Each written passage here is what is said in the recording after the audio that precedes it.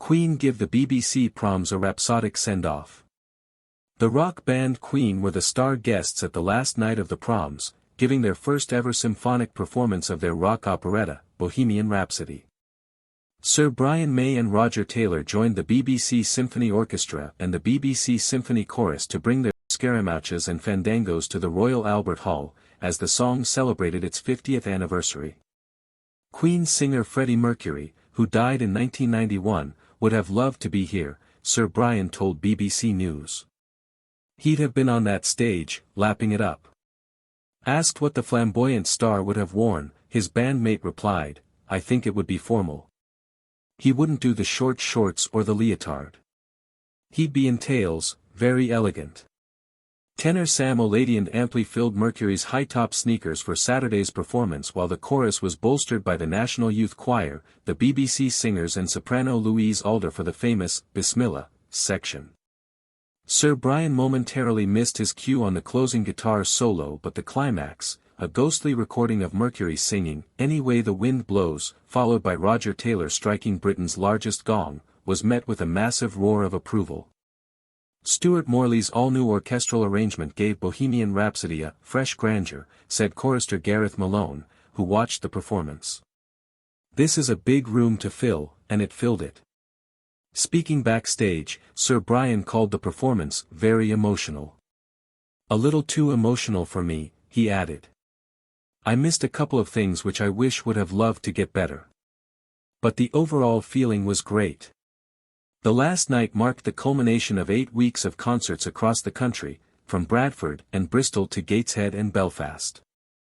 The finale, at London's Royal Albert Hall, also starred comedian Bill Bailey, who played Leroy Anderson's 1950 classic The Typewriter on, well, a typewriter. A comedic ode to office life, it features just 2 keys of the machine, for clarity and to avoid jamming, apparently, as well as the ding of the carriage return at the end of each phrase. Known to many as the theme song to BBC Radio 4's The News Quiz, it was a quirky highlight that Bailey dedicated to his late mother. "I just wish my mum was around for her to see it," he said ahead of the show. "I think that would be just a wonderful moment, to see those early times when she inspired me to listen to music, and then there I am at the Proms." Bailey was welcomed on stage by audience members, who chanted a greeting referencing Room 101, although their meaning was not immediately clear. The last night was led for the first time by Hong Kong-born conductor Aleem Chan, who acknowledged her debut by hanging a learner's plate from her podium. But she was a confident, charismatic leader, who curated the concert around themes of childhood. The 38-year-old explained that she had been inspired to take up the baton after watching Mickey Mouse conducting the constellation of stars in Walt Disney's animated classic Fantasia. Accordingly, she included The Sorcerer's Apprentice, which scored that scene, as part of Saturday's program. "Little girl Aleem is not staying in the dressing room," she told BBC Two before the performance. "She's coming on the stage with me, and I'll give her a little pat on the back." British trumpeter Alison Balsam also looked back to her youth, as she gave her retirement performance at the age of 46. She bowed out of her professional career with Hummel's Trumpet Concerto in E-flat major, which she first heard at the Barbican as a young girl. It was an emotional performance, with Balsam producing a beautifully rounded tone during the slower, languorous movements before switching into high gear for the dazzling pyrotechnics of the closing rondo. "It feels like a wonderful finale to be able to play this piece I've lived with all my musical life," she said. "I can't say how lucky I am to have had music in my life, because it's enriched me as a human being." As she ended her performance, Balsam was showered with roses from an appreciative audience. Alder was the night star soprano, promising an uplifting evening as an antidote to global political turmoil.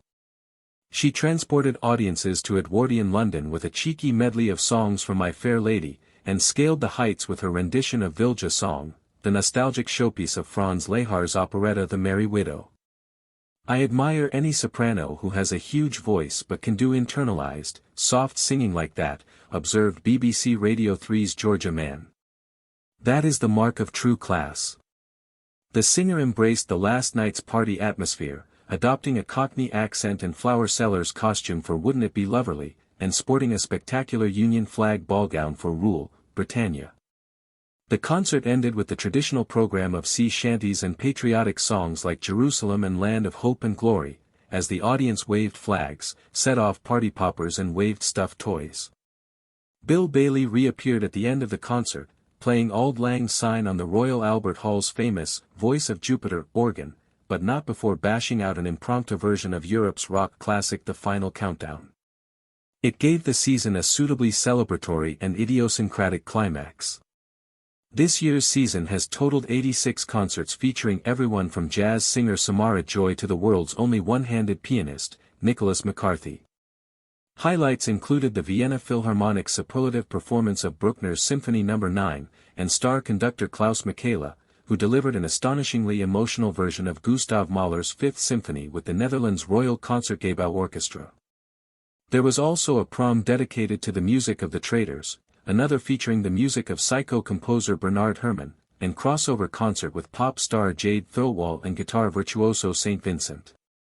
Almost 290,000 tickets were sold across the season and millions more tuned into coverage across BBC Radio 3, BBC Sounds and BBC Television.